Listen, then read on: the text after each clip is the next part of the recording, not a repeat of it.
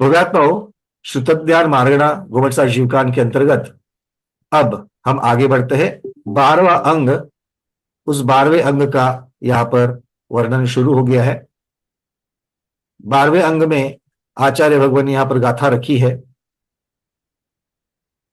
361 number की, 362 number की गाथा। चंद्र विजंबुदीवय दीव समुदय व्यायपन्नति पर्यम पंचविह सुत्तम पड़मानि जोग मदो पूर्वं जलथल माया आगासयरुवगय मीमा पंच भेदाहुचूलियाए ते सुपमाणम इणम कमसो। चलिए, अब भेद और प्रभेद सहित, भेद और प्रभेद सहित पूर्व की अभी तक हमने चर्चा नहीं की है, तो पूर्व के प्रभेदों की आप नाम नहीं बताएंगे तो चलेगा। मूलता में 12वां दृष्टिवाद भेद अंग जो है, इसके 5 भेदों के नाम बताने हैं और उनके जो प्रभेद होते हैं उनके भी नाम बताने हैं। ठीक है, चलिए, जिनके जिनके कौन बता सकता है?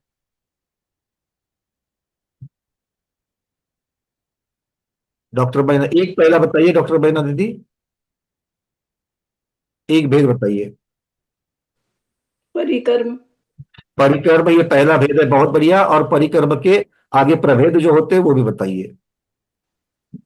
चंद्र प्रज्ञप्ति, सूर्य प्रज्ञप्ति, जम्बूदीप प्रज्ञप्ति, दीप समुद्र प्रज्ञप्ति और व्याख्या प्रज्ञप्ति। बहुत सुंदर, बहुत सुंदर। चलिए, डॉक्टर राजश्री गांधी दूसरा बताइए भेद। डॉक्टर राजश्री गांधी जी, हाँ। सूत्र। सूत्र, ये दूसरा भेद है दृष्टिवाद भेद अंग का, बहुत बढ़िया। प्रथमान योग। नहीं नहीं, एक एक काफी है। चलिए, आपने 2 बता दिया, कोई बात नहीं। प्रथमान योग दूसरों ने बता दिया। अब चौथा भेद बताएंगे, अलका मर जाता है दीदी, एक ही बताना है। पूर्वगत। पूर्वगत। पूर्वगत, इसके कितने भेद होते हैं, नाम बताइए। 14 14 भेद होते हैं, 14 14 अंग।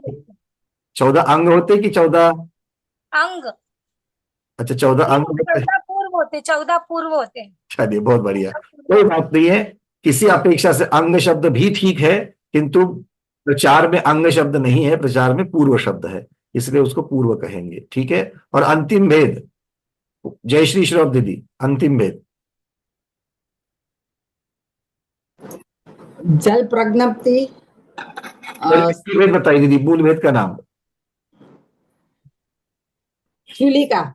चूलिका, बहुत बढ़िया। और चूलिका के भेद बताइए। जलगता, स्थलगता, रूपगता, मायागता और आकाशगता। बहुत बढ़िया। तो इस प्रकार से ये भेदों की चर्चा आप लोगों ने बहुत अच्छी तरीके से याद रखी है। जिनको ये नाम नहीं आते थे उनके बारे में भी मुझे विश्वास हो गया है कि आपको नाम आते हैं। क्यों? क्योंकि जिन्होंने भी उत्तर बताए वो बिल्कुल सही उत्तर है। तो आपके जो भी रिप्रेजेंटेटिव थे उन्होंने सही उत्तर दिए, तो सबको उत्तर आता, क्योंकि नए लगाते हैं हम, है ना। 5 लोगों को पूछा तो 5 ने सही उत्तर दे दिया, मतलब 100 लोग बैठे हैं तो 100 लोगों को सही आता होगा। ऐसे ही तो लगाते ना नए। हाँ, अधूरा ज्ञान हो जाता है। चलिए, अच्छी बात है, आगे बढ़ते हैं। अब इसकी चर्चा करने के बाद और कुछ विशेष यहां पर पंडित रतनजन जी मुख्तार जो है वो हमें बता रहे हैं गाथा के अर्थ के अंतर्गत। इनके पदों का प्रमाण आगे आएगा, कुल मिलाकर के कितने पद होते हैं उसकी चर्चा तो हो चुकी है, किंतु यहां पर कहते हैं कि इन चूलिका के जो 5 भेद है, उस चूलिका के 5 भेद के जो प्रमाण है उसमें चंद्र प्रज्ञप्ति में 36,05,000, सूर्य प्रज्ञप्ति में 5,03,000, जम्बूद्वीप प्रज्ञप्ति में 3,25,000, द्वीप समुद्र प्रज्ञप्ति में 52,36,000 और व्याख्या प्रज्ञप्ति में 84,36,000 पद है। ये चूलिका के बारे में हो गया। सूत्र के बारे में कहते हैं, जो दूसरा भेद था, सूत्र में 88 लाख पद है। प्रतिमान योग में 5,000 पद है। प्रतिमान योग में कितने पद है? 5,000 पद है। और 14 पूर्व में 95 करोड़ 50 लाख पद है। कितने हैं? 95 करोड़। अब देखिए, कुल मिलाकर के पूरे के पूरे द्वादशांग के 12 अंगों के मिलकर के कितने हैं? 112 करोड़ है। कितने हैं? 112 करोड़। और उस 112 करोड़ में से 95 करोड़ किसके हैं? 14 पूर्व के हैं। तो अगर हम पलड़े में डाले 11 अंग और 12वें अंग के 4 भेद, वो भी इधर एक ही साइड डाल दी। 11 अंग और 12वें अंग के 4 भेद, चूलिका, प्रथमान योग, सूत्र, परिकर्म, ये सब एक साइड में डाल दिए और बस पूर्व को एक पलड़े में डाल दिया। तो देखो कितना फर्क है। 112 में से 95 करोड़ यहां पर है और बचे हुए 17 करोड़ के आसपास जो है वो दूसरे पलड़े में आ जाएंगे। समझ में आ रही है बातें? 11 अंग 14 पूर्व जिनवानी है, ऐसा कहते वक्त 14 पूर्व को हाईलाइट क्यों किया जाता है? तो 14 पूर्व में जो ज्ञान भरा हुआ है वो 11 अंगों से कई गुना ज्यादा है। ये पहली बात। और दूसरा, जो हमने श्रुत ज्ञान में अक्षरों की अपेक्षा से जो वृद्धि देखी, उसमें जो अंतिम 2 भेद है श्रुत ज्ञान के, लब्धाक्षर जहां पर पूर्ण होने जाता है, तो लब्धाक्षर के सबसे ऊपर के जो 2 भेद है, कौन से हैं? पूर्व और पूर्व समास। तो बाकी के जो अंग है, 11 अंग, परिकर्म आदि जो है, वो इससे नीचे है। तो पूर्व का ज्ञान होने से पहले इन 11 अंगों का ज्ञान होना अनिवार्य है, उसके बाद में ही पूर्व का ज्ञान होता है। ये बात समझ में आ गई? 12वें अंग का डायरेक्टली पूर्व का ज्ञान हो गया, ऐसे नहीं होगा। उसके पहले 11 अंग के ज्ञान होना जरूरी है, क्योंकि वो श्रृंखला, अक्षर ज्ञान की अगर हमने श्रृंखला देखी तो उसमें प्राभृत प्राभृत प्राभृत वस्तु, इनको करते करते करते आगे जब बढ़ते हैं और पूर्व तक पहुंचते हैं, तो पूर्व से डायरेक्ट 12वें भेद का, 12वें अंग का पूर्व का भेद जो है वो शुरू हो जाए। भाई बातें समझ में आ रही कि नहीं आ रही है? याद आ रही है ना श्रृंखला पुरानी वाली? चलिए, बहुत बढ़िया। अब आगे, 5 चूलिकाओं में से प्रत्येक में 2,09,89,200 पद है। 5 चूलिकाओं में से प्रत्येक में 2 करोड़ अधिक है। तो 5 चूलिकाओं में मिलके कितने हो गए? 10 करोड़ यहीं पर हो गए। मतलब चूलिका और पूर्व भेद, पूर्व में 95 करोड़, तो चूलिका में 10 करोड़ अधिक। 105 करोड़ 112 में से यहीं पर गए। देख लेना, मैं इसलिए बोल रहा हूं कि हम तक जो आया हुआ ज्ञान है वो किसके अंश का, किसका कौन सा कितने नंबर का अंश है। कहा हम तक? मतलब दर्शन महाराज तक। फिर दर्शन महाराज ने पुष्पतंत्र भूतबली भगवान ने जितना लिखा है षटखंडागम, उसमें से कितना ज्ञान आप तक और हम तक आ गया है? हाँ। और 4 बरस से स्वाध्याय कर रहे हैं बोलते हैं। तो इतना सारा पढ़ने के लिए कितना समय लगेगा? होगा कि एक भाव में होगा इतना सब पढ़ के? एक भाव में होगा? नहीं। आधे से ज्यादा तो नहीं बोल रहे, आधे से ज्यादा तो नहीं बोल रहे हैं। अरे पढ़ के तो नहीं होगा, किंतु वो श्रुत याद होगा कि नहीं होगा, उस श्रुत का ज्ञान होगा कि नहीं होगा, भाव श्रुत का पक्का होगा। भरत चक्रवर्ती के 923 पुत्र कहां से आए? और 500 यहां पर पंचेंद्रिय बन करके उसी भव से मुक्त हुए हैं। तो जब उन्होंने श्रेणी आरोहण की होगी तो भावश्रुत कितना हुआ होगा उनका,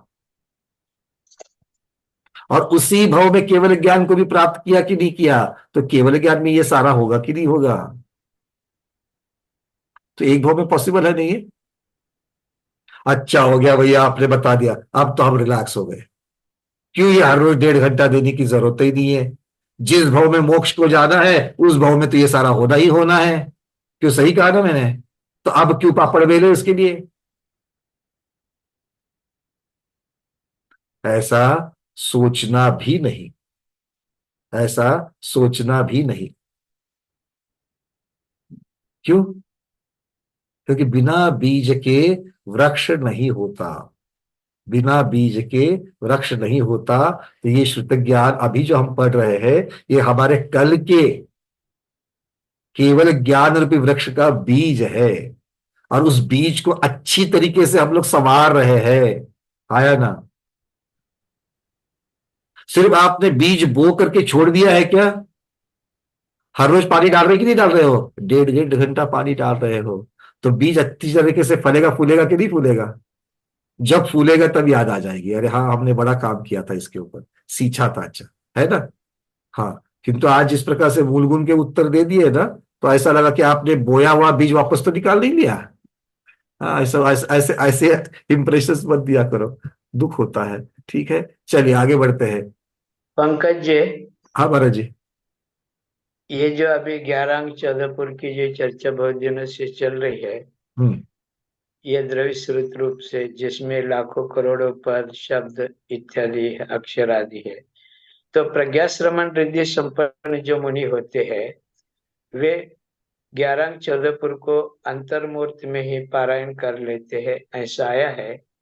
तो इतना अल्प समय में पूरा अंग और श्रुत का वो कैसे क्या पारायण करते हैं, उसका दशांश भाग भी अगर आपको, हमको और वेबिनार में उपस्थित लोगों को हो जाए तो बहुत बड़ी उपलब्धि होगी। तो क्या उसका कोई फॉर्मूला है क्या? हम रोज उसका 11 अंक 14 पुरुष का सारांश रूप में हम पारायण कर सके अंतर्मूर्ति में? गुरुदेव, अगर फॉर्मूला होता तो आप जैसे गुरुओं से अब तक प्राप्त करके हम तो श्रुत केवली बन जाते प्रज्ञा श्रवण के साथ में। तो ऐसा तो नहीं हो पा रहा है, इसका मतलब फॉर्मूला तो नहीं है। फॉर्मूला ये है कि ये सब वर्णन भाव श्रुत की अपेक्षा से है। भाव श्रुत की अपेक्षा से अगर हम देखा जाए तो जैसे कि तुस्मास बिंद बोलने वाले मुनिराज को भी बिना इतना सारा ज्ञान हुए वो आगे केवल ज्ञान तक कैसे पहुंच गए? इसका अर्थ ये है कि ये सारा भाव श्रुत की अपेक्षा से वर्णन है। तो प्रज्ञा श्रवण मुनिराज जो हो, या फिर जितनी भी बुद्धि विद्या है, कोष्ठ बुद्धि हो, बीज बुद्धि हो, ये सारे जो श्रवण कहलाते जो सारे महासाधु है, इन सब में ये विद्या या इस प्रकार की प्रज्ञा उनमें कहाँ से आ जाती है? ये रिद्धि का प्रभाव, उनकी तपस्या का प्रभाव है कि उसकी अपेक्षा से उनकी धारणा इस प्रकार से वो प्रगल्भ हो जाती है कि इतना सारी चीजें उसमें स्टोर होकर के तर्क और जो भी उनकी पावर है उसकी अपेक्षा से ये सारे ज्ञान को वो धारण करते हैं, और ये सारा ज्ञान भावश्रुत की अपेक्षा से है। उसमें एक प्रकरण भी आता है इन रिद्धिधारियों के बारे में कि उसमें से अगर ग्रंथ का एक अक्षर उन्होंने देख लिया, पढ़ लिया, तो भी पूरे ग्रंथ का ज्ञान हो गया, या एक पद ले लिया, एक सूत्र पढ़ लिया, तो भी पूरे ग्रंथ का ज्ञान हो गया। तो इसका अर्थ ये कहां से आ गई? तो ये सारा प्रकरण जो है ये साक्षात पढ़ने की क्रिया की अपेक्षा से नहीं है। तो ये सारा वर्णन जो है ये भावश्रुत की अपेक्षा से हमें लेना चाहिए। जी चलिए आगे बढ़ते हैं। प्रमोद जी, आपका कुछ कहना है? अनम्यूट किया है। नहीं, मेरा कुछ नहीं कहना। चलिए नहीं कहना।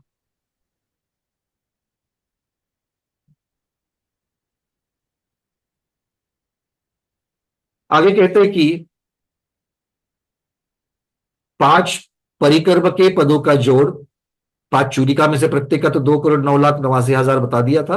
5 परिकर्म के पदों का जोड़ अब 1,81,05,000 है। तो 5 परिकर्म जो है वो 1,81,05,000 है। तो 5 चूलिका के पदों का जोड़ जो है वो तो आ गया था पहले 10 करोड़ में, वो तो ठीक है। चलिए अब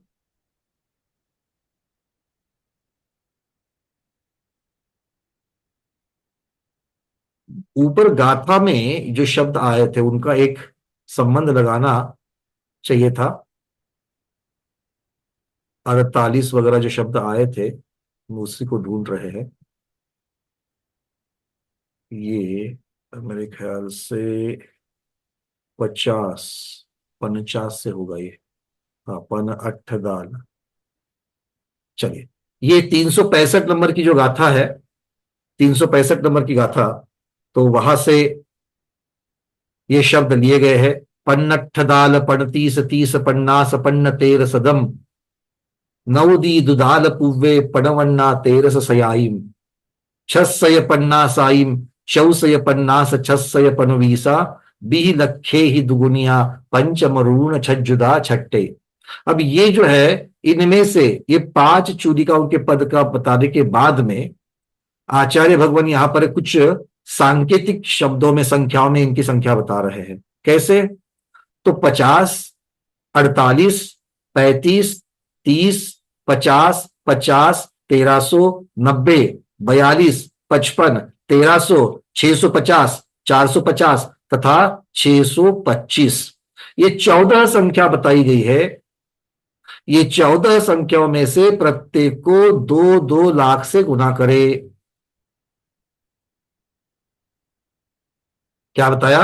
ये जो 14 संख्याएं आपको गाथा में बताई है, उन 14 संख्याओं में से प्रत्येक को 2-2 लाख से गुना करना। अब इनमें एक नियम और डाल दिया। कौन सा? कि ये 14 जो है, उसमें से जो 5 नंबर की जो संख्या थी, अर्थात 50, 48, 35, 23 और 50, ये 5 नंबर की संख्या थी, तो उसका जो गुणनफल आएगा 2 लाख से गुना करने के बाद, उसमें से एक कम करना चाहिए। और छठा जो गुणनफल है, मतलब छठी संख्या को जो आप 2 लाख से गुना करोगे, छठी संख्या कौन सी थी? वो भी 50 थी, तो उसको जो गुना करोगे उसमें 6 जोड़ने चाहिए। इस प्रकार से आगे ये चार्ट के माध्यम से भी आपको ये दिखाया जाएगा। मेरे ख्याल से मैं अभी आपको चार्ट के माध्यम से भी दिखा दूं और फिर आगे की चर्चा करेंगे।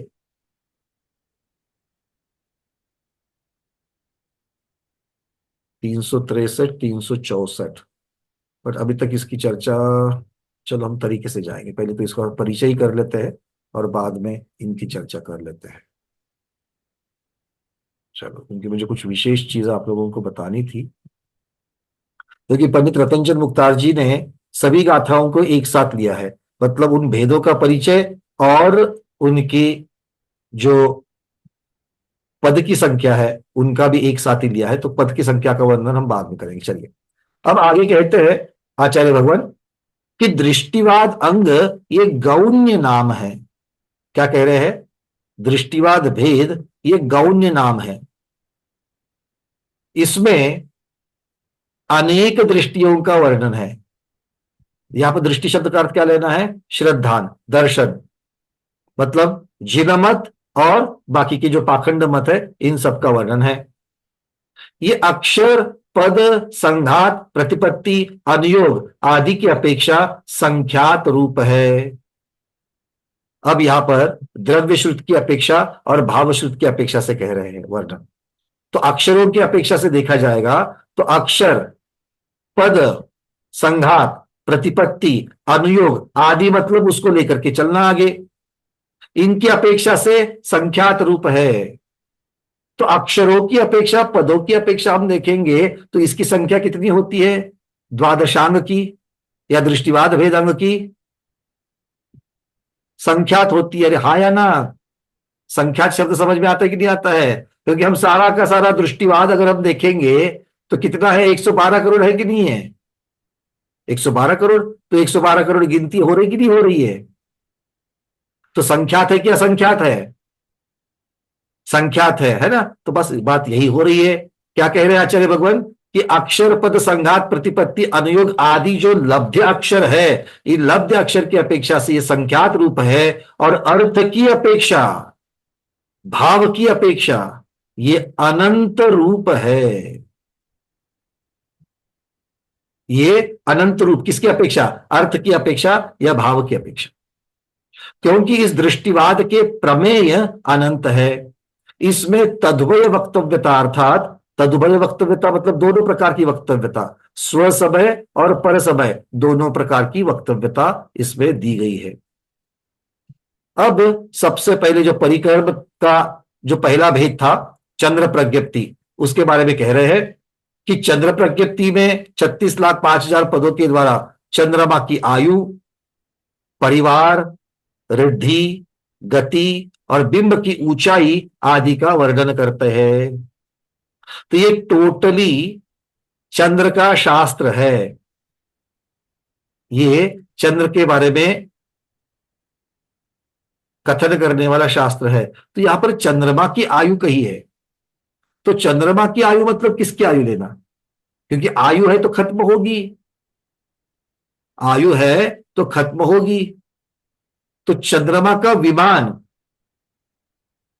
उसकी आयु कहेंगे, या उसके अंदर जो पंचेंद्रिय जीव जो चंद्र नाम का पद लेकर के उस पद पर आरूढ़ है, क्योंकि चंद्र क्या है, चंद्र तो इंद्र है, तो चंद्र कहना या इंद्र का पद कहना, तो उस ज्योतिषवासी समूह का जो 5 प्रकार के समूह है, उनकी 5 जातियां है, उसमें से एक जाति का इंद्र चंद्र है।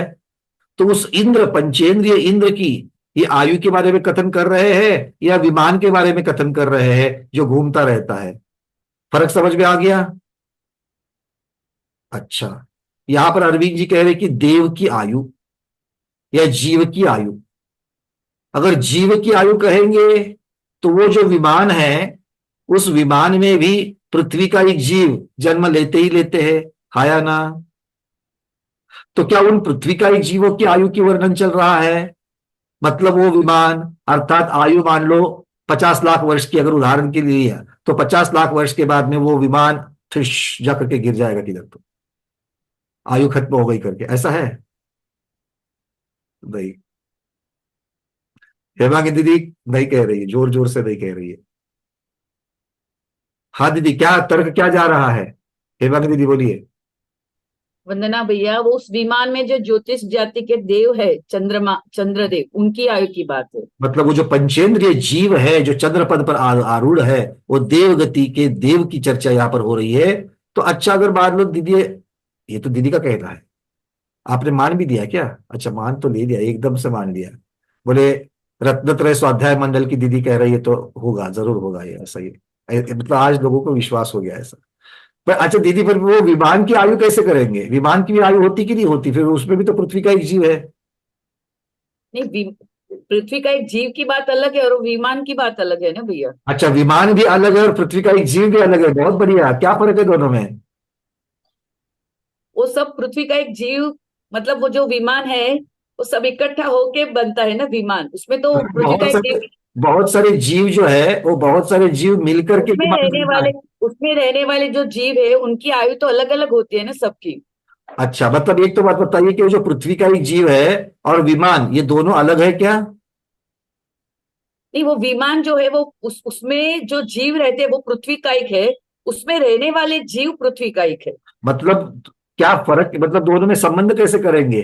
पृथ्वी का एक जीव और वो जो विमान है, इन दोनों में क्या मतलब? एक घर है और दूसरा घर में रहने वाले जीव, इस प्रकार से करेंगे? हाँ, मतलब विमान जो है वो पृथ्वी है, वो क्या बोलते हैं उसको, उसमें जिसमें जीव उत्पन्न होता है। तो बस अभी इतना तो पहुंच गई थी, 99% 99 बता दिया, अब 0.1% बच गया, वो भी तो बोलो वो योनि है। योनि है, वो याद नहीं आ रहा जन्म लेने के स्थान है, वो योनि रूप बना हुआ है। बहुत बढ़िया, बहुत। पंकज जी, हाँ जैसे एक तो पृथ्वी काय है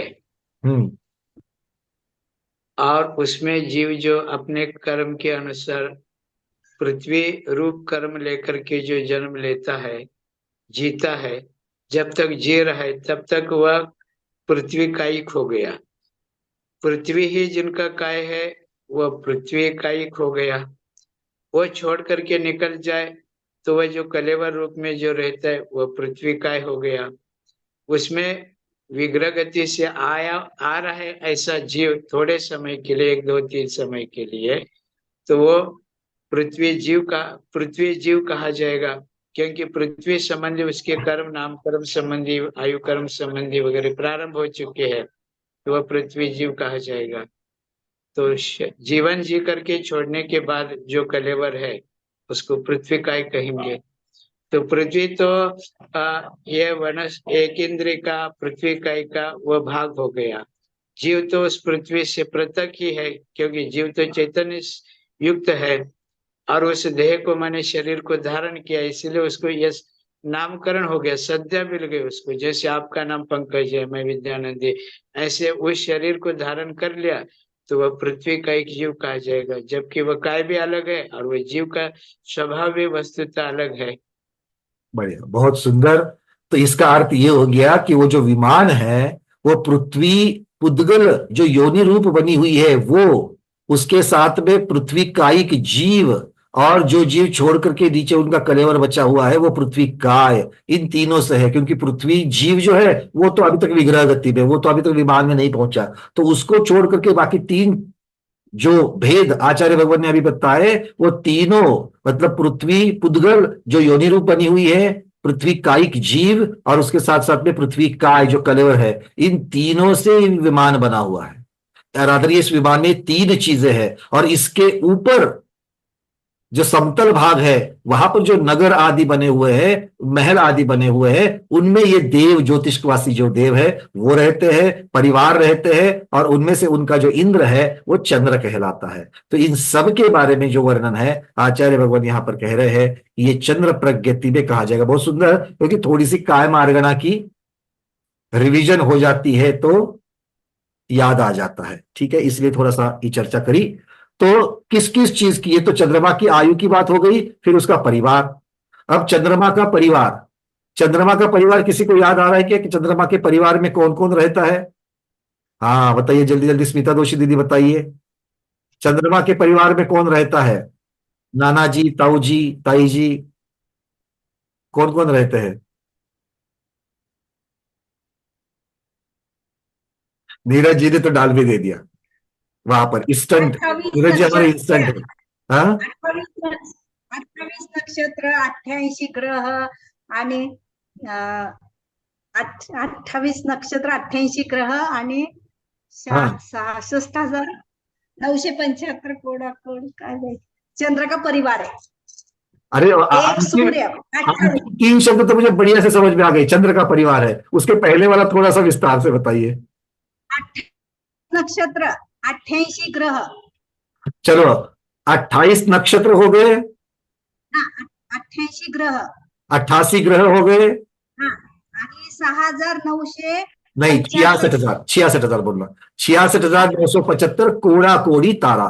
कोडी। पर आपने तीन बताए और एक छूट गया। आपने तीन चीजें बताई, एक चंद्रमा के परिवार में 28 नक्षत्र बताए, 88 ग्रह बताए, और 66,975 कोड़ा कोड़ी तारे। एक छूट गया, दीपा दीदी क्या छूट गया? सूर्य प्रतिंद्र। बहुत बढ़िया, एक सूर्य छूट गया। अच्छा शायद एक सूर्य, कोई बात नहीं, कोई बात नहीं, आपने पहले बोला होगा, मुझसे छूट गया, बट सूर्य को भी उसमें रहना चाहिए, ठीक है, बहुत बढ़िया। तो एक सूर्य के साथ में 28 नक्षत्र, 88 ग्रह और 66,975 कोड़ा कोड़ी तारे। अच्छा नक्षत्र तो हम लोगों ने 27 ही सुने थे, यहाँ पर 28 नक्षत्र के भी नाम आ रहे हैं, क्या कहेंगे इसके बारे में? क्या कहेंगे? है ना, ज्योतिष जब सुनते तो 27 नक्षत्र सुनते कि नहीं सुनते हैं? कुसुम दीदी कलकत्ता, क्या है भाई ये एक एक्स्ट्रा नक्षत्र का कहाँ फिट करेंगे इसको?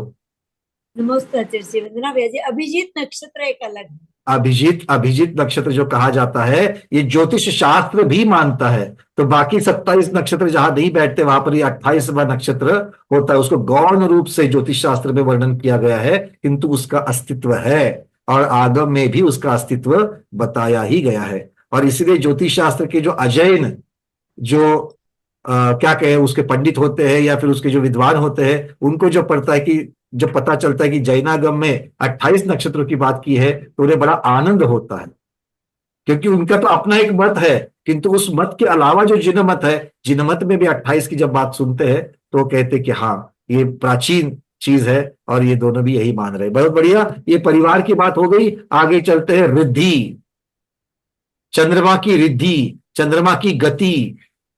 चंद्रमा के पास रिद्धियां होती है क्या? कौन सी रिद्धि होती है? कौन सी तपस्या करता है वो कि रिद्धि प्राप्त हो जाए? चंद्रमा के पास रिद्धि का वर्णन कर रहे हैं ये चंद्र प्रज्ञप्ति में। हाँ भाई, जिसने जिसने चंद्र प्रज्ञप्ति पढ़ी है बता देना। मीनाक्षी दीदी बताओ, चंद्र प्रज्ञप्ति क्या दीदी? चंद्र में चंद्र इंद्र है, उसके पास अणिमा, गरिमा, लघिमा आदि 8 रुद्रियां होते हैं। बहुत सुंदर, रिद्धिया, ये रिद्धिया की बात तो हो गई, किंतु रिद्धि शब्द भी आया और वृद्धि शब्द भी आ गया। हेमांगी दीदी ने पकड़ करके वहां पर वृद्धि शब्द भी डाल दिया। तो ये वृद्धि की बात मतलब क्या है? जिसको हम कलाएं कहते हैं, जिसको हम कलाएं कहते, तो उसका भी वर्णन है और रिद्धि का भी वर्णन। क्योंकि रिद्धि कहाँ है? रिद्धि वो जीव देवगति का जीव होने की वजह से उसकी जो अनिमा महिमा, बहुत सुंदर वर्णन मीनाक्षी दीदी ने भी किया, तो वो रिद्धिया का भी वर्णन वहां पर आ जाएगा। अच्छा, चंद्र प्रज्ञप्ति कहाँ पढ़ा दीदी आपने? और विधान करते हो ना, उसमें आता है। नहीं, चंद्र प्रज्ञप्ति इसमें पूर्व परिक्रमा में। अच्छा, परिक्रमा मिल गया आपको ग्रंथ? हाँ हाँ हाँ, ग्रंथ नहीं मिला, लेकिन वो विधान करते हो श्रुत स्कंद। चलिए, बहुत बढ़िया। तो उसमें ये वर्णन कहीं से उन महान ग्रंथों से, उस अंग से, जो परंपरा से जो ज्ञान हम तक आया है, उसी को इन शब्दों में पिराया गया है। नहीं तो वैसे ये अंग का ज्ञान आज साक्षात उपलब्ध नहीं है। आप बोलोगे पूरी की पूरी चंद्र प्रज्ञप्ति हमको पढ़नी है भैया, कहाँ मिलेगी? कहीं नहीं मिलेगी, ठीक है ना, क्योंकि वो अस्तित्व में है ही नहीं है। चलिए आगे बढ़ते हैं। इसके साथ में और क्या बच गया? उसका गति और बिंब की, उसकी गति जो भ्रमण कर रहा है, उस भ्रमण की अपेक्षा से वर्णन, और बिंब की ऊंचाई। बिंब की ऊंचाई किसी को याद आ रहा है कि ज्योतिषवासी देव जो है, वो ज्योतिषवासी देव कहाँ रहते हैं? 3 लोक में। कनकबाला चापिया दीदी। वंदना भैया, सुमेरु पर्वत के मतलब मध्य लोक से 790 ऊपर जाकर के सबसे पहले चंद्र का विमान आएगा। सबसे पहले चंद्र का विमान? अरे बाप रे! सूर्य का विमान आएगा, सूर्य का विमान आएगा, फिर चंद्र का विमान आएगा, फिर वो एक एक ग्रह नक्षत्र आते हैं। अच्छा चलो, इसमें से मैं थोड़ा सा छाट करके लेता हूँ। आपने जो क्रम बताया कि पहले किसका बाद में, उसको हटा देते हैं, ठीक है, उसमें थोड़ी सी गड़बड़ हो गई। 790 तो आपने जो मध्यलोक बताया वो सही है, और मध्यलोक में आप 790 से लेकर मध्यलोक 110 योजन तक। मध्यलोक से ऐसा मत कहना, चित्रा पृथ्वी की सतह से, ये सही वर्णन है। चित्रा पृथ्वी जिसके ऊपर हम चलते हैं, हाँ। चित्रा पृथ्वी की सतह से 790 योजन ऊपर जाकर के पहला विमान आ जाता है ज्योतिषवासियों का, और अंतिम विमान कहां पर भ्रमण कर रहा है? 200 योजन करके, मतलब 110 योजन के पट्टे में ये घूमते रहते हैं। ये तो ऊंचाई की बात हो गई। और सुदर्शन मेरु की तिरछा अंतर लेना भी, ये आगे पीछे आजू बाजू वाला, तो वो सुदर्शन मेरु से कितना दूर रह करके परिक्रमा करते? कम से कम 1121। हाँ, बहुत सुंदर अनुमोदना, 1121। बहुत आनंद होता है कि हमारे स्वाध्याय में ऐसे स्वाध्यायी है कि जिनको ये जो संख्याएं है ये मुखोद्गत है। बहुत सुंदर और बहुत अनुमोदना। अरे अनुमोदना तो करो, 16% मिल जाएगा। ये याद रखना, ये सारी, और ये याद उसी को हो सकता है जिसने इसमें इंटरेस्ट लिया है, उसी को याद हो सकता है, उसी को धारणा भी जा सकती है। ठीक है, बहुत सुंदर बात। 1121 में ये हो गया है। चलिए, अब एक बात सिर्फ रह गई जो रिवीजन की अपेक्षा से, कौन बताएगा कि ये जो ग्रह आदि रहते हैं या फिर ये जो ज्योतिषवासी देव की जो विमान है उनका क्रम कैसे है? सबसे निचले कौन, सबसे उसके ऊपर कौन, उसके ऊपर कौन, उसके ऊपर कौन, उसके ऊपर कौन? कम से कम हमें क्रम तो बतावे। अगर आपको उसकी ऊंचाई के सहित अगर ज्ञान है तो बहुत अनुमोदना है, बट कम से कम क्रम तो बताए। एक मिनट, जय श्री श्रॉफ दीदी। और कोई अब तक जिसने नहीं बोला है? चलिए, अब हाँ प्रमोद जी आप बताइए। मतलब सबसे नीचे तारे हैं, फिर सूर्य है, फिर उसके ऊपर चंद्रमा है, उसके ऊपर बुध ग्रह है, उसके ऊपर शुक्र ग्रह है, फिर उसके बाद मंगल है, और सबसे लास्ट में शनि है। जय श्री दीदी, सहमत हो क्या? नहीं, बस हमें ऐसे ही चाहिए, बताओ। सबसे पहले तारा का विमान, हाँ, फिर सूर्य का, फिर चंद्र का, फिर नक्षत्र, फिर बुध, गुरु, मंगल और शनि। नक्षत्र भूल गए, नक्षत्र भूल गए थे, नक्षत्र वाला भूल गए थे, नक्षत्र भूल गए। चलिए, चंद्र के बाद आएगा नक्षत्र, चंद्र के बाद, चंद्र के बाद आ जाएगा। चलिए, बहुत बहुत आप पूर्णिमा दीदी, आपके पास कोई अलग अंतर क्या उत्तर है तो हम सुनना चाहेंगे।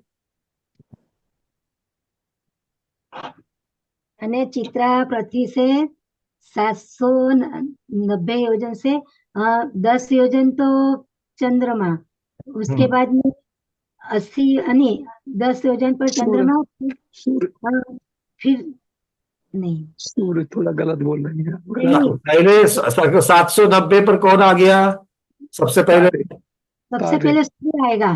हाँ, तारे तारे सबसे पहले, तारे स्टार तारे। नहीं नहीं, सबसे पहले तार नहीं कि नहीं, ऐसे नीचे से गिने गिने तो फिर नीचे से 790 से ही चालू करो। हाँ, चित्रा प्रति से सबसे पहले तो सूर्य आएगा। सबसे पहले फिर सूर्य का फिर विमान। 10 योजन पे फिर चंद्रमा।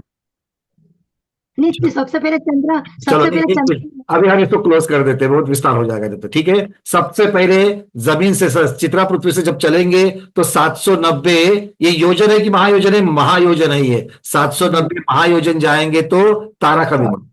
तारा। यहां से ऊपर 10 योजन मतलब 800 महायोजन पर जाएंगे तो सूर्य का विमान। फिर 80 महायोजन और ऊपर चले जाओगे तो चंद्र का विमान। फिर 4 महायोजन ऊपर चले जाओगे तो नक्षत्र का विमान। फिर 4 महायोजन और ऊपर चले जाओगे तो बुध का विमान।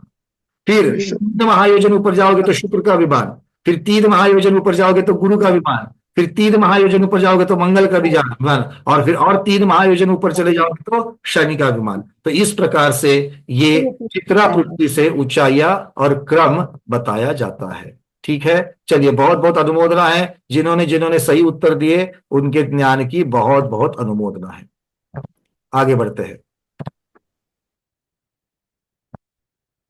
तो ये चंद्र प्रज्ञप्ति के चर्चा चल रही है। चंद्र प्रज्ञप्ति में मैंने एक को इतना विस्तार किया क्योंकि इसी की अपेक्षा से सूर्य प्रज्ञप्ति का भी बताया जाएगा। सूर्य प्रज्ञप्ति में क्या है? तो 5,03,000 पदों के द्वारा चंद्र प्रज्ञप्ति के बारे में 36,05,000 पद है, और सूर्य के बारे में इंफॉर्मेशन देखो 5,03,000 पद ही है। वो 36 लाख, ये 5 लाख, कितना हो गया? 36 का 5वां भाग मतलब कर लेना परसेंटेज वाइज। ठीक है, ज्यादा से ज्यादा 15% के आसपास आ जाएगा। इसमें सूर्य की आयु, उनके भोग और उपभोग की सामग्री, तो ये भोग और उपभोग कौन करेगा? पंचेंद्रिय देव जो है वही करेगा। उसका परिवार, उसकी रिद्धि या वृद्धि, उसकी गति, बिंब की ऊंचाई, दिन की हानि वृद्धि, किरणों का प्रमाण और प्रकाश आदि का वर्णन होता है। ये सूर्य प्रज्ञप्ति में आएगा। फिर अगली है जम्बू द्वीप प्रज्ञप्ति। इसमें 3,25,000 पदों के द्वारा जम्बू द्वीप में जो भोग भूमि और कर्म भूमि है, जिसमें अलग नाना प्रकार के मनुष्य उत्पन्न होते हैं, तिर्यंच उत्पन्न होते हैं, वहां पर पर्वत है, द्रह अर्थात सरोवर है, नदी है, वेदिकाएं है, वर्ष अर्थात भूखंड है, आवास है, महल आदि है, अकृत्रिम जिनालय है, इनका वर्णन जम्बूद्वीप प्रज्ञप्ति में होता है। जम्बूद्वीप प्रज्ञप्ति में अकृत्रिम जिनालय का वर्णन आ गया तो ज्ञानवती माता जी के शिष्य से रहा नहीं जाता है। उसके जिनालयों की संख्या कौन बताएगा? कौन बताएगा जम्बूद्वीप के?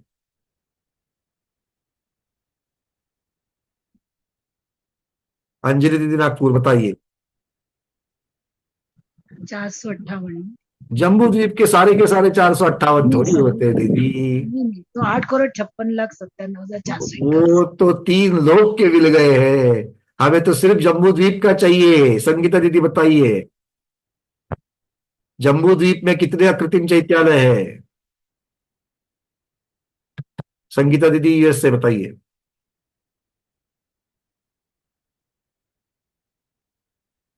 नमस्तु नमस्तु नमस्तु भैया जी। नमस्तु नमस्तु नमस्तु गुरुदेव। वंदना भैया जी। भैया जी मुझे सबका है 8,56,00,000 वो पता है, तो वो तो मुझे थोड़ा देखना अच्छा, पड़ेगा। कोई बात नहीं। जम्बूद्वीप के अकेले कितने होते कोई बात नहीं है, तो आज जान लेना इस चीज को। चलो ठीक है, रेखा दीदी बताइए। 78 अकृत्रिम चैतन्य। 78 जिनालय जम्बूद्वीप में होते हैं। चलिए अब 78 की गिनती करिएगा। हाँ।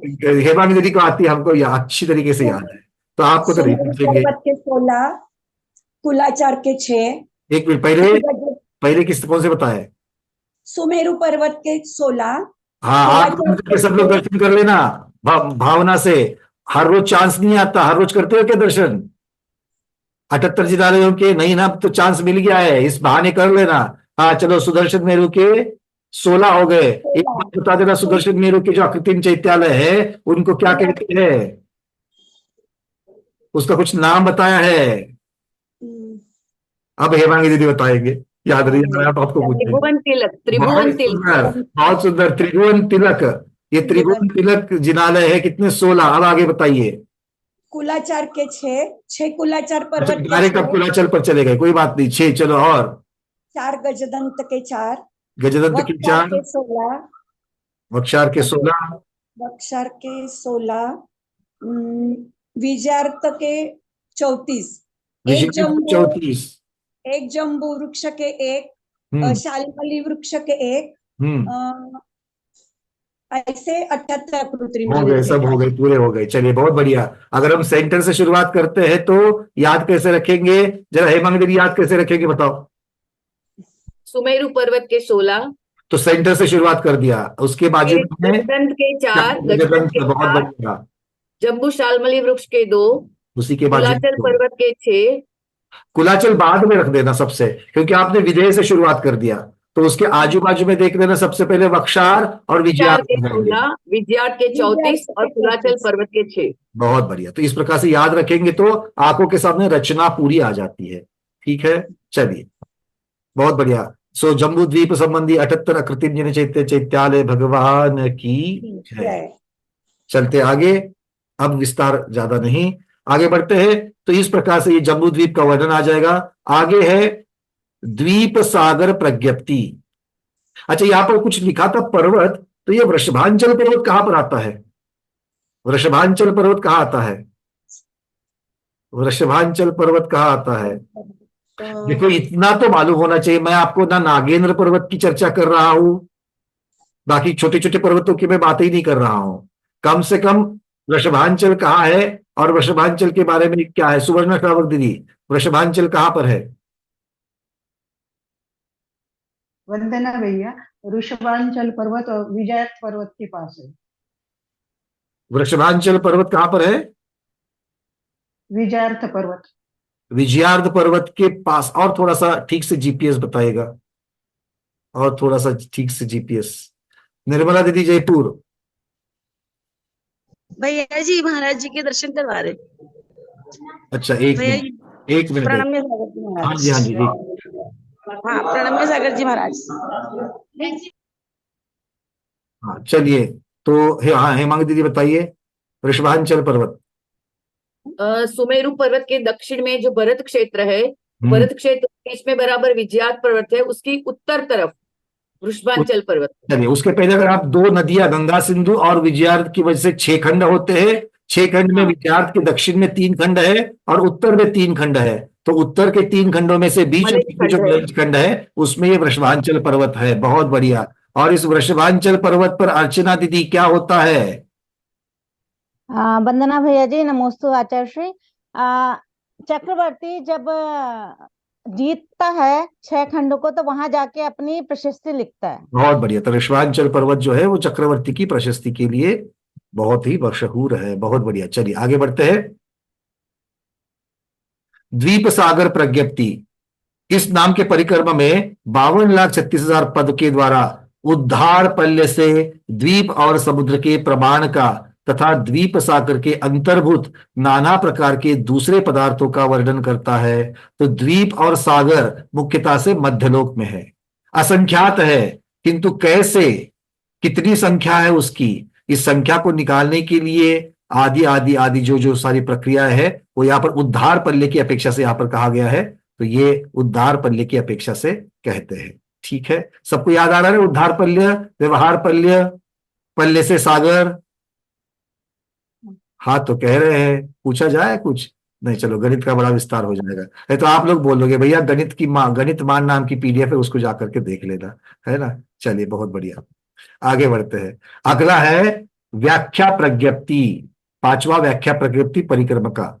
इस परिक्रम में 84,36,000 पद है। इसमें रूपी अजीव द्रव्य अर्थात पुद्गल, अरूपी अजीव द्रव्य अर्थात धर्म अधर्म आकाश काल, भव्य सिद्ध और अभव्य सिद्ध जीव, इन सब का वर्णन ये करता है। अर्थात 6 द्रव्य का वर्णन व्याख्या प्रज्ञप्ति में आता है। इस प्रकार से ये परिकर्म का वर्णन यहाँ पर आचार्य भगवान करते हैं। अब सूत्र, सूत्र नाम का जो अर्थाधिकार है 88 लाख पदों के द्वारा जीव अबंधक ही है, अलेपक ही है, अकर्ता ही है, अभोक्ता भी है, निर्गुण ही है, अणुप्रमाण ही है, जीव नास्ति स्वरूप ही है, जीव अस्ति स्वरूप ही है। पृथ्वी आदि 5 भूतों के समुदाय रूप से जीव उत्पन्न होता है, चेतना रहित है। कुछ कान को खटक नहीं रहा आपके? नहीं खटक रहा? जीव चेतना रहित है, भोक्ता ही है, कर्ता ही है। नहीं? अरे हाँ या ना? सब ठीक लग रहा है या कुछ गलत लग रहा है? ठीक नहीं लग रहा है ना? बस इसीलिए पूरा वाक्य सुन लेते हैं, पूरे वाक्य को सुन लेना। ठीक है, चलिए। ज्ञान के बिना भी सचेतन है, नित्य ही है, अनित्य ही है।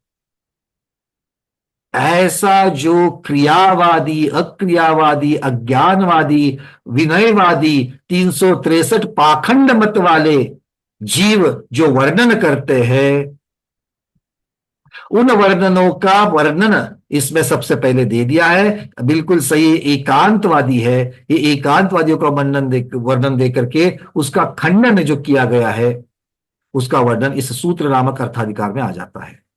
ये त्रैराशिकवाद, नियतिवाद, विज्ञानवाद, शब्दवाद, प्रधानवाद, द्रव्यवाद और पुरुषवाद का भी वर्णन करता है।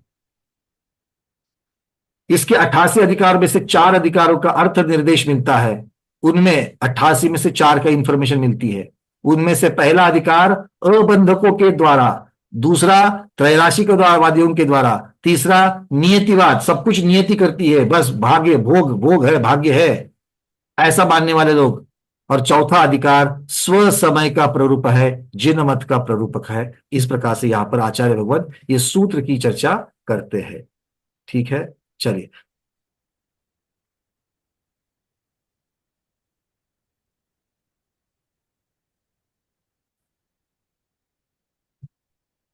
अब चलते तीसरा, प्रथमान योग। प्रथमान योग अधिकार जो है, उस प्रथमान योग के अर्थाधिकार में 5000 पद के द्वारा पुराणों का वर्णन मिलता है। कितने प्रकार के पुराण है? कितने प्रकार के पुराण है? आचार्य भगवान कहते हैं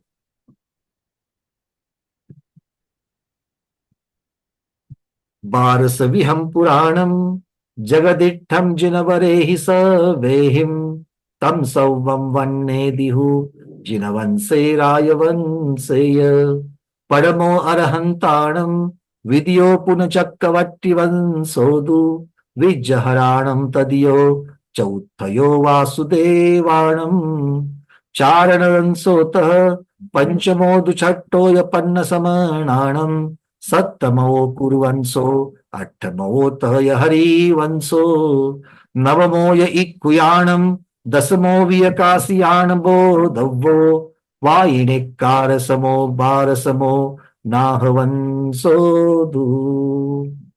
तो जिनेन्द्र भगवान 12 प्रकार के पुराणों का उपदेश दे रहे हैं। कितने प्रकार के हैं? 12 प्रकार के पुराणों का वर्णन यहां पर आ रहा है। कौन कौन से ये 12 प्रकार के पुराण? तो सबसे पहले कहते हैं, ये सभी के सभी जो पुराण हैं, ये जिनवंश और राजवंश का वर्णन करते हैं। तो मुख्यतः से जिनवंश और राजवंश का ये कथन कर रहे हैं। अब ये 12 पुराणों में पहला पुराण किसका है? अब आपके सामने एक चार्ट आप दिखा रहे, जो आपके पीडीएफ में भी है, और इसी का वर्णन ये यहां पर गाथाओं के द्वारा आपको बताया गया है। चार्ट में आपको यहां से दिखा रहा हूं। इसमें प्रथमान योग का देख लेना, जो नीचे आधे भाग में है। ठीक है, मैं यहां से एक एक गाथा गा रहा हूं, तो गाथा की अपेक्षा से लगा लेना। परमो अरहंताणम। अब यहां पर अरहंत अर्थात तीर्थंकरों का दिखाई दिया। तीर्थंकरों का भेद चार्ट में दिखाई दिया। दूसरा है, बिल्कुल, बहुत सुंदर। इसको हाथ जोड़ करके ही ग्रहण करना। ये धवला जी के पुस्तक 1 की गाथाओं को हम बोल रहे हैं यहां से, तो धवला जी का स्वाध्याय कर रहे हो आप। और प्रथमान योग की भगवान की दिव्य ध्वनि किस किस प्रकार का वर्णन आ रहा है।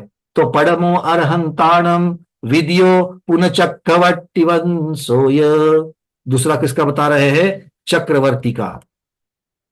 तीसरा अगला है विज्जहराणम तदियो चौथयो वासुदेवाणम। यहां पर पीडीएफ पे आगे पीछे हो गया है, वासुदेव अर्थात नारायण, इसको तीसरा लिया है, और चौथे में विज्जहरण मतलब विद्याधरों का लिया है। ठीक है। फिर चारण वंशो, चारण नृत्यधारियों का वंश। पंचमो दुछट्टोय पन्न समनानम, पन्न समनानम मतलब प्रज्ञाश्रवण मुनियों का, वो रिद्धिधारी महर्षियों का वर्णन, उनके वंश का वर्णन। सप्तमो कुरुवंशो, अष्टमो तय हरिवंशो, कुरुवंश और हरिवंश। नवमो य इक्खुयानम, नौवा इक्ष्वाकु वंश है। 10वां वियकासियानम, काश्यप वंश 10वां है। वायिनिकार समो, वादियों का वर्षम, और 12वां नाह वंशोदु, नाथ वंश जो है वो 12वां वंश यहां पर कह रहे हैं। दिखाई दिया। तो इन प्रकार से ये तीर्थंकरों के वंश है, ये राजवंश है, जिनेन्द्र के जिन वंश है। इन वंशों में किन किन ने जन्म लिया, किस किस प्रकार से इनके स्वरूप होते हैं, इन वंशों के क्या क्या पुरुषार्थ उन जीवों ने किया, इन सब का वर्णन इस प्रथमान योग में है, जिसको हम पुराण कहते हैं। अगला है दृष्टिवाद नाम का अंग, उसमें है पूर्वगत नाम का अर्थाधिकार। कौन सा है, पूर्वगत। अब थोड़ा यहां पर हम देख लेते हैं कि अपने जो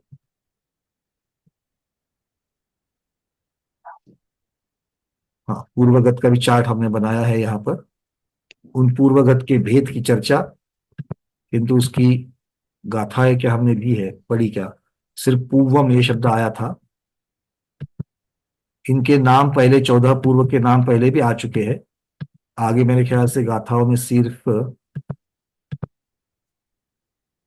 इनकी सिर्फ ये दी गई है, संज्ञाएं दी गई है। तो 14 का पूर्व का वर्णन यहां से शुरू हो रहा है।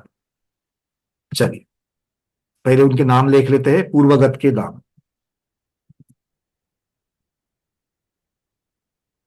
सबसे पहला पूर्व कौन सा है, उत्पाद पूर्व। पहले हमने जब पूर्वगत की जब चर्चा करी थी तब हमने इसकी चर्चा देखी थी। कहां पर देखी थी पूर्वगत की चर्चा, लब्ध्यक्षर की जब चर्चा हम लोग कर रहे थे तब पूर्व समास की चर्चा की थी। उसमें पहले उत्पाद पूर्व का होता है, फिर उत्पाद पूर्व के बाद अग्रायणी पूर्व का होता है। इस प्रकार से हम लोगों ने ये देखा था। ठीक है, चलिए तो यही चर्चा यहां पर है।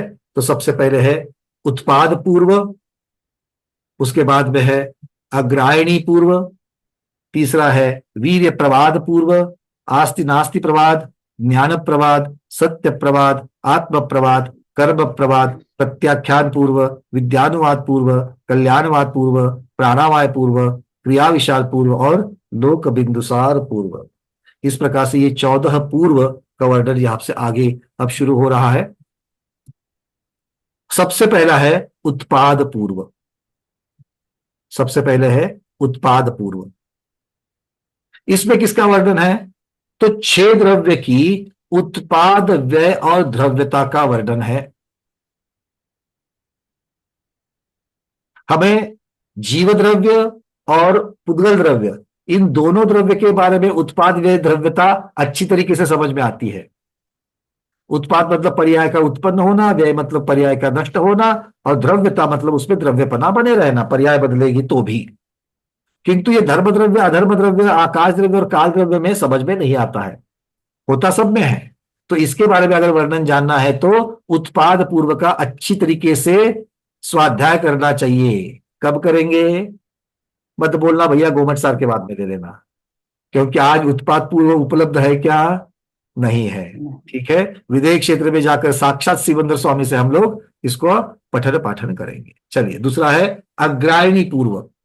द्वादशांग में प्रधानभूत वस्तु, वस्तु क्या होती है, वस्तु क्या होती है,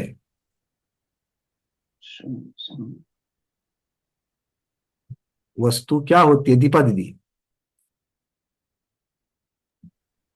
ज्ञान ज्ञान का एक भाग है। ज्ञान का एक भेद है, एक श्रुत ज्ञान का एक भेद है। बहुत बढ़िया। तो कितनी, उसका एक परिमाण क्या है? 20 प्राभृत, प्राभृत का एक प्राभृत, और थोड़ा 24 हाँ 24 प्राभृत, प्राभृत का एक प्राभृत, हाँ और 20 प्राभृत का एक वस्तु। बहुत बढ़िया। तो इस प्रकार से ये द्वादशांग में प्रधानभूत वस्तु में 700 सुनय, सुनय मतलब सम्यक एकांत, एकांत से भी खराब नहीं होते। तीर्थंकर 24 ही होते हैं, होते कि नहीं होते हैं? कभी अवसर पीढ़ी, उत्सर पीढ़ी, हुंडा अवसर पीढ़ी में कहीं 25 हुए क्या? कहीं 23 हुए क्या? नहीं। तो तीर्थंकर कितने होते हैं? 24 ही होते हैं। एकांत हो गया कि नहीं हो गया? किंतु ये सम्यक एकांत है, क्योंकि ऐसा ही होता है। ठीक है, तो इसको सम्यक एकांत कहते हैं। और दुर्नय अर्थात मिथ्या एकांत। मिथ्या एकांत क्या है? सूर्य पूरब दिशा में ही उगता है, सूर्य पूरब दिशा में ही उगता है। ये एकांत है, सही या गलत एकांत है? बोलो। ये दुर्नय है, ये गलत एकांत, ऐसा नहीं कह सकते, क्योंकि दिशा कैसे आ जाएगी? ये तो सापेक्ष है, किसी की तुलना में, किसी की अपेक्षा से कथन किया जाएगा। ठीक है, चलिए। अयन अर्थात अग्रायणीय शब्द में अयन शब्द आता है। अयन अर्थात ज्ञान, और ज्ञान को अग्रायन कहते हैं। अग्रायन, अग्र ज्ञान, अग्र अयन, इसको अग्रायन कहते हैं। और अग्रायणी पूर्व में द्वादशांग के प्रमुख विषयों का अर्थात 7 तत्व, 9 पदार्थ और 6 द्रव्य आदि का वर्णन है। इस अग्रायणी पूर्व के ही अंश का अंश आज हम तक पहुंचा है। इस अग्रायणी पूर्व का ही अंश का अंश हम तक पहुंचा हुआ है। यह अग्रायणी पूर्व की चर्चा है। तीसरा है वीर्यानुवाद पूर्व। तीसरा है वीर्यानुवाद पूर्व। इसमें आत्मवीर्य अर्थात आत्मा की शक्ति, परवीर्य अर्थात जो पर द्रव्य है उनकी शक्तियां। अब वो शक्तियां कौन कौन सी शक्ति होती है? आत्मा में कौन सी शक्ति होती है? आत्मा में कौन सी शक्ति होती है? हाँ शोभाज मेरा दीदी, आत्मा में कौन सी शक्ति होती है? क्योंकि आत्मा की शक्ति की चर्चा कर रहे हैं। ज्ञान, दर्शन, चेतना। ज्ञान, दर्शन आदि, चेतना आदि, ये आत्मा की शक्तियां है। बहुत बढ़िया। और पुद्गल की शक्तियां कौन सी है? आयन, लोहा जिसे कहते हैं, लोहे की शक्ति क्या है? जोर से लगता है। क्या कहेंगे? शक्ति क्या है? पुद्गल की शक्ति क्या है? पूर्णिमा दीदी, पुद्गल की शक्ति क्या है?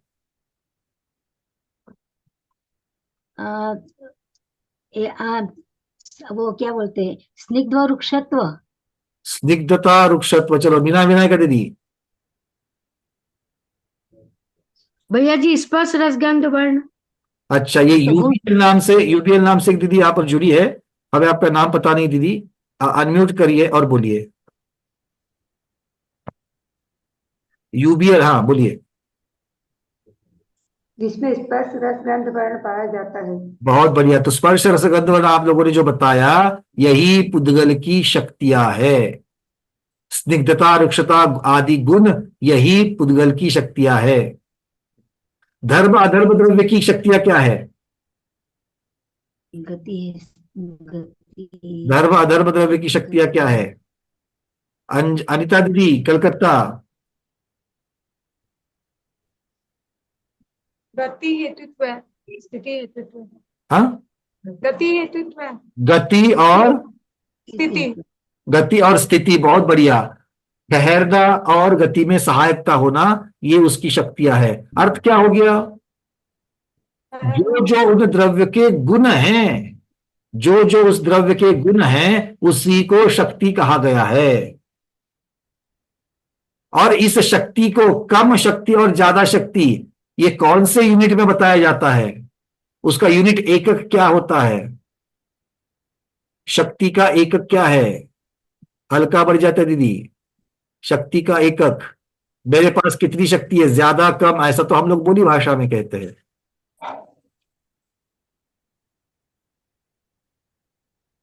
नहीं आ रहा? हाँ वीके जैन सर बोलिए। हाँ सर नमस्ते, आपको सादर वंदना। मेरा तो प्रश्न है सर, जवाब नहीं दे रहा है। देखो ये जो गुण है, द्रव्यों के जो गुण है या द्रव्य की जो शक्तियां है, वो द्रव्य की शक्ति, ये द्रव्य की शक्ति किसमें किसमें मेजर करेंगे, गिनेंगे कैसे?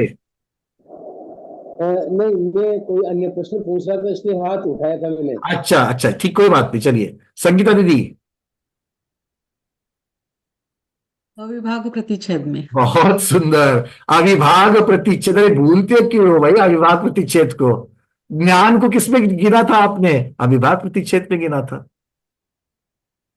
किसी भी गुण का कम ज्यादा, ये क्या है? अविभाग प्रतिच्छेद में, जिसको शक्त्यांश कहते हैं। या ना, तो शक्ति की चर्चा चल रही है तो शक्ति के अंश को शक्त्यांश कहेंगे। अब सब लोग हाँ हाँ कर रहे हैं।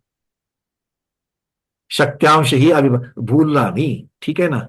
बिल्कुल भूलना नहीं, नहीं तो हमारे पास स्टोरेज में दे देना, हम अपने स्टोरेज में रख देंगे आपके नाम से। हाँ ये किसका स्टोरेज है, हाँ ये इनका स्टोरेज है। नहीं चलेगा ना, ऐसा चाह करके भी नहीं कर सकते। ठीक है, चलिए आगे बढ़ते हैं। परवीर्य, आत्मवीर्य, उभय वीर्य, दोनों की अपेक्षा से क्षेत्र वीर्य। अब क्षेत्र की भी शक्ति होती है। फिर भववीर्य, भव की शक्ति होती है। भव की शक्ति होती है क्या? भावीर भव की शक्ति होती है, क्या होती है भव की शक्ति, जरा बताना। आचार्य भगवान यहां पर भव की शक्ति कह रहे हैं। कुछ भव की शक्ति, नीरज जी भावों की नहीं, भव की। भव, अभी जो हम जिस भव में है उस भव की शक्ति। प्रमोद जी। मतलब गतियों में जो विचरण हो रहा है, भवों की, मतलब भव की, मनुष्य की शक्ति है। हाँ तो थोड़ा सा और खुल करके बताइए, मनुष्य की कौन सी शक्ति? जो मनुष्य में नहीं किंतु उस भव में है। जैसे 14 गुण स्थानों को प्राप्त करके मोक्ष को पाना, ये अकेले मनुष्य भव का ही तो शक्ति है, किसी के पास है क्या ये? देव और दारक भव ये अवधि ज्ञान को प्रदान करते हैं। आया ना? भव में जाने मात्र से आपको अवधि ज्ञान की प्राप्ति होती है। तो ये भव की शक्ति है कि नहीं है? अरे हाँ या ना? हाँ बिल्कुल हाँ, ठीक है। चलिए आगे। इस प्रकार से तप भी। अच्छा, क्षेत्र की शक्ति कैसे होती है? आप तो बताइए, क्षेत्र की शक्ति कैसे होती है? जिसने अब तक उत्तर नहीं दिया ऐसा कोई? चंदा जवारिया दीदी, क्षेत्र की शक्ति। वंदना भैया। देखो क्षेत्र कौन से प्रकार से, इसको पहले ढूंढो, अपना चिंतन लगाओ। क्षेत्र कैसे कैसे होते देखो, जो भी मन में आए वो बोल देना। समय शिखर जी। देखो ये नहीं, उसका कुछ कैटेगराइजेशन होगा ना, वर्णन। अभी यहां पर अतिशय क्षेत्र करके किसी ने डाल दिया। क्षेत्र कौन से होते हैं? एक तो अपना निवास क्षेत्र होता है जिसमें हम रहते हैं, अपना गांव नगर, सामान्य क्षेत्र हो गए। फिर अतिशय क्षेत्र हो गए, निर्वाण क्षेत्र, सिद्ध क्षेत्र हो गए। हो गए कि हो गए? तो अपना निवास क्षेत्र और अतिशय क्षेत्र में फर्क है कि नहीं है? सिद्ध क्षेत्र में फर्क है कि नहीं है? तो उन क्षेत्रों में ताकत है कि नहीं है?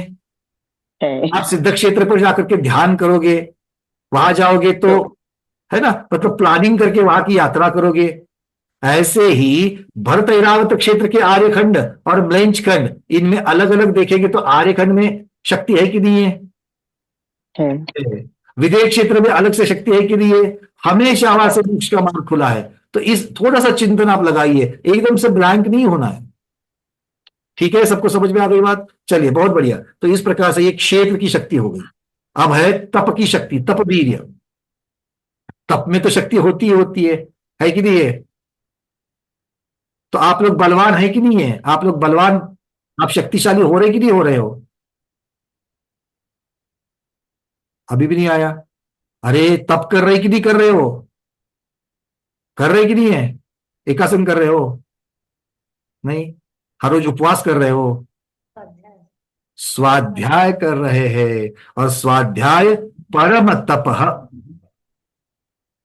तो स्वाध्याय नाम का परम तप हर रोज कर रहे हैं। तो तप करने से क्या होता है? तपसा निर्जराश्च, पुण्य का बंध भी और निर्जरा भी हो रही है, अशुभ की निर्जरा भी हो रही है। तो ये ऐसा सब करने से आपकी आत्मा पुष्ट हो रही कि नहीं हो रही है? आत्मा का बल बढ़ रहा है कि नहीं बढ़ रहा है? तो तप में शक्ति है कि नहीं है? चलिए, बहुत बढ़िया। इस प्रकार से ये वीर्यानुवाद पूर्व की चर्चा यहां पर पूर्ण होती है। आगे चलते हैं आस्ति नास्ति प्रवाद पूर्व। अभी सप्तभंग का हमने वर्णन देखा था, उसमें से आस्ति नास्ति प्रवाद पूर्व की चर्चा यहां पर आ रही है। आचार्य भगवान, चौथा पूर्व है, आचार्य भगवान कह रहे हैं कि इसमें जीव द्रव्य के, जीव आदि जो 6 द्रव्य है, इन द्रव्यों के अस्तित्व एवं नास्तित्व धर्म का वर्णन है। अब आप लोग तो सप्तभंग को जानते हो, तो धर्म द्रव्य के नास्तित्व का बताइए कोई कथन, एक वाक्य, किसके बारे में? धर्म द्रव्य के बारे में नास्ति रूप कथन। कनकबाला छापिया दीदी। धर्म द्रव्य गति रूप है, स्थिति रूप नहीं है। तो आपने ये किस प्रकार का भंग बताया? आपने नास्ति पूछा था, तो अस्थि तो है गति में, पर नास्ति नहीं है। तो आपने जो कथन किया वो कौन सा भंग बना? अच्छा चलो, अच्छा वो अस्थि नास्ति बना, हाँ, वो तो अस्थि नास्ति बना। नास्ति नास्ति नास्ति अस्थि नास्ति बना, वो तो अस्थि नास्ति बन गया। हमें सिर्फ नास्ति चाहिए। गति धर्म में स्थिति नहीं होता है, धर्म द्रव्य में स्थिति नहीं होती है। धर्म द्रव्य में स्थिति नहीं होती है। चलिए, या धर्म द्रव्य स्थिति में सहायक नहीं होता है, नहीं है, हाँ। ठीक है। चलिए, ये एक बात हो गई। अब धर्म द्रव्य की अस्थि के बारे में बताना है, धर्म द्रव्य की अस्थि के बारे में बताना है, किंतु गति में सहायक होता है, ये इसको छोड़ करके बताना है। 100% तो इसी के लिए हाथ ऊपर है। हमको वो नहीं चाहिए, हमें वो, अब मैं पढ़ लिया आपसे, मैंने उसको अब मुझे नया कुछ तो पढ़ाओ। चलिए, डॉक्टर मैना दीदी। धर्म धर्म द्रव्य पूरे लोकाकाश में व्याप्त है। धर्म द्रव्य पूरे लोकाकाश में व्याप्त है। लोकाकाश में व्याप्त है। तो ऐसा कह सकते हैं कि धर्म द्रव्य में अवगाहन शक्ति है।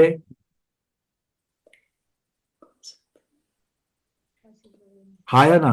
अवगाहन शक्ति नहीं, ये तो नहीं। आकाश द्रव्य में आकाश। बहुत बढ़िया। तो अवगाहन ले रहा है, दे नहीं रहा है, ठीक है। तो ये आपने बिल्कुल सही कहा। और कोई धर्म द्रव्य के बारे में? हल्का बढ़ जाते दीदी। धर्म द्रव्य अमूर्तिक होता है। धर्म द्रव्य अमूर्तिक है। दीदी। धर्म द्रव्य उदासीन रूप से सहायक है। धर्म द्रव्य उदासीन रूप से सहायक है, बहुत सुंदर। और सुनीता बैस दीदी। वंदना भैया, धर्म द्रव्य 6 सामान्य गुण धर्म द्रव्य में है। 6 सामान्य गुण धर्म द्रव्य में है। एक आध गुण बताई दो। अस्तित्व, वस्तुत्व, द्रव्यत्व, प्रमेयत्व, अगलगत्व, प्रदेशत्व। बहुत सुंदर। तो इस प्रकार से हम ये अस्थि कथन बहुत अलग अलग तरीके से कर सकते हैं, और नास्ति भी कर सकते हैं। आचार्य भगवत कह रहे हैं कि प्रत्येक द्रव्य स्व चतुष्टय की अपेक्षा अस्तित्व और पर चतुष्टय की अपेक्षा नास्तित्व पाया जाता है। क्या अर्थ लगाएंगे इसका? स्व चतुष्टय की अपेक्षा से अस्तित्व और पर चतुष्टय की अपेक्षा से नास्तित्व। तो स्व चतुष्टय किसे कहते हैं, पर चतुष्टय किसे कहते हैं, और इसका उदाहरण लेकर के एक अस्तित्व और एक नास्तित्व का भंग बताना है। प्रश्न समझ में आ गया? स्व चतुष्टय की अपेक्षा से वर्णन, पर चतुष्टय की अपेक्षा से वर्णन, मतलब क्या, और एक एक भंग, अस्थि भंग एक, नास्ति भंग एक। अंजू पांडे दीदी, आपने हाथ ऊपर नहीं किया इसलिए आपको पूछा, बोलिए। जी वंदना भैया जी, नमस्ते आचार्य श्री। भैया जी प्रश्न क्या है भैया जी? स्व चतुष्टय किसे कहेंगे? जी जी, जैसे पुद्गल का एक अणु, वह उसका स्वचतुष्टय अपने में है। जैसे प्रदेश उसका एक, प्रदेशत्व की अपेक्षा लेंगे तो एक, यह उसका एक अस्थि की अपेक्षा से है, और नास्ति की अपेक्षा है कि जीव का नहीं, प्रदेश पहले तो हमें शरीर का पहले आपने, चलिए पुद्गल की अपेक्षा से आप बता रही हो, तो पुद्गल की अपेक्षा से स्वचतुष्टय बताइए, स्वचतुष्टय कैसे होंगे उसके? स्वक्षेत्र, स्वद्रव्य, स्वक्षेत्र, काल और स्वभाव। स्वद्रव्य, स्वक्षेत्र, स्वकाल और स्वभाव। तो पुद्गल की अपेक्षा से स्वद्रव्य क्या है? उसका एक परमाणु, तो परमाणुओं से बना है, परमाणुओं से बना है, ये कथन हो जाए। ठीक है, जी। चलिए आगे। स्वक्षेत्र, स्वक्षेत्र उसका एक प्रदेश जितने उसको सिर्फ घेरा हुआ प्रदेश है। नहीं, वो जो पुद्गल है वो पुद्गल आकाश में जितने प्रदेश को घेर रहा है, ये उसका स्वक्षेत्र हो गया। जी। स्वकाल, वो पुद्गल का एक परमाणु दूसरे परमाणु पर मंद गति से जितने समय को में प्राप्त करता है, वो उसका एक समय हो गया, वह काल हो गया। चलिए इस प्रकार से भी वर्णन कर सकते हैं कि जिस काल में ये विद्यमान है, मतलब वर्तमान काल में जो विद्यमान है, उसकी अपेक्षा से स्वकाल भी हो जाएगा। और स्वभाव, पुद्गल स्वयं उसके गुण, स्वभाव मतलब गुण। तो पुद्गल के स्पर्श से वर्ण, ये उसके पुद्गल के स्वभाव हो जाएंगे। ठीक है, तो ये स्व चतुष्टय पुद्गल की अपेक्षा से होगा। और पुद्गल की अपेक्षा से पर चतुष्टय क्या होगा? अब पुद्गल की अपेक्षा से बता रहा, पर चतुष्टय। पर चतुष्टय जैसे पर द्रव्य का जो स्वक्षेत्र स्वकाल स्वभाव है, जैसे जीव द्रव्य का, तो हाँ, ये मतलब कैसे इसके करेंगे स्वक्षेत्र आप? कैसे दर्शन देखो, ज्ञान। हाँ जी। अभी क्या है कि यहाँ पर हम बताएंगे अपना जो पुद्गल कौन सा है, शरीर है। तो शरीर की अपेक्षा से जो वर्णन पर कौन है, उसके साथ में लगा हुआ जीव, ये उसके लिए पर है। पर है। तो ये पर का अस्तित्व, जो द्रव्य है, जो आत्म प्रदेश है, ये पर द्रव्य की अपेक्षा से, द्रव्य की अपेक्षा से पर हो गया। ठीक है, क्षेत्र की अपेक्षा से वह अपने क्षेत्र में, मतलब अपने प्रदेश परमाणु को घेर रहा है, जितने परमाणु, जितने प्रदेश को आत्मा के द्रव्य, परद्रव्य जितने क्षेत्र को घेर रहा है, परद्रव्य जितने क्षेत्र को घेर रहा है, ये पर क्षेत्र हो गया। पर काल, पर का काल, और पर भाव, पर के गुण, इसकी अपेक्षा से ये पर चतुष्टय हो गए। चलिए, बहुत बढ़िया। अतः द्रव्य को स्याद अस्ति स्याद नास्ति कहते हैं। जीव द्रव्य भी निम्न द्रव्य क्षेत्र काल भाव की अपेक्षा से उसी काल में नास्ति रूप है। अस्तित्व और नास्तित्व, एकत्व अनेकत्व आदि धर्म एक साथ रहते हैं। इस प्रकार का वर्णन विवक्षा भेद से मुख्य गौणता एक धर्म का वर्णन होता है। इस प्रकार से आस्ति नास्ति प्रवाद पूर्व में इस प्रकार के सप्तभंग का वर्णन मुख्यता से आ जाता है। तो आस्ति और नास्ति इन अपेक्षा से सप्तभंग का वर्णन ये आस्ति नास्ति प्रवाद पूर्व में आता है। तो इन चार पूर्वों की चर्चा हम आज यहाँ पर पूर्ण कर रहे हैं। आज के स्वाध्याय को गुरुओं के श्री चरणों में बारंबार नमोस्तु वंदामि इच्छाकार करते हुए यहीं पर समापन करते हैं। जैनम जयतु शासनम, जैनम जयतु शासनम, जैनम जयतु शासनम।